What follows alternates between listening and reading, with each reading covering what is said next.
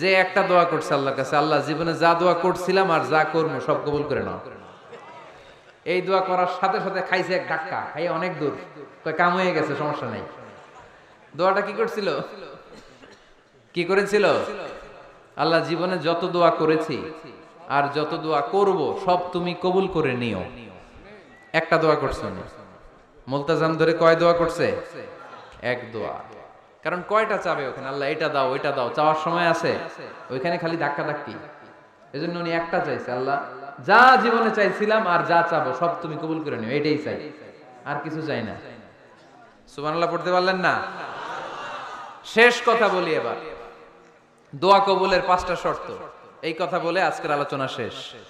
সবাই এবার অনেক খুশি। কয়টা শর্ত? জোরে বলেন। ধৈর্য আছে মাশাআল্লাহ, ওঠে নাই তেমন, মাঝে মাঝে একটু ধমক দিয়ে যাতে না ওঠে, বেশি বিশৃঙ্খলা করে ফেলে। এখন আবার ঠান্ডা হয়েছে। কয়টা শর্ত মনে থাকবে? এই যারা বলেন দোয়া কবুল হয় না, দেখেন নিজেদের সাথে মিলে কিনা। এই 5টা শর্ত যদি পাওয়া যায়, মুহূর্তেই আপনার দোয়া আরশে যে নক করবে। 1 নাম্বার শর্ত আকলুল হালাল, হালাল খাওয়া। কি খাওয়া? আমরা দুইটাই খাই, হালালও খাই হারামও খাই। বেশি খাই কোনটা? হ্যাঁ, কি খান? আমি কই নাই কিছু, আপনারাই কইছেন।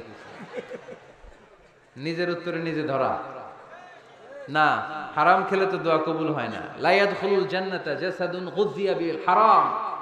ওই দেহ কখনো জান্নাতে যায় না যে দেহ হারাম খেয়ে বর্ধিত হয়েছে।